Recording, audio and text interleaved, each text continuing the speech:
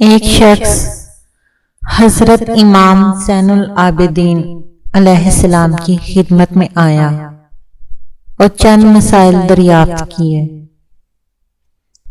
آپ نے ان کا جواب دے دیا۔ وہ پھر ویسے ہی سوال کرنے کے لیے آ گیا۔ آپ نے فرمایا، انجیل میں ہے کہ جو علم نہیں جانتے اس کو حاصل کرو، اور جب جان لو تو اس پر عمل کرو، کیونکہ جب علم کے موافق عمل نہیں ہوتا تو صاحب علم کا کفر زیادہ ہوتا ہے اور خدا سے اس کی دوری بڑھ جاتی ہے۔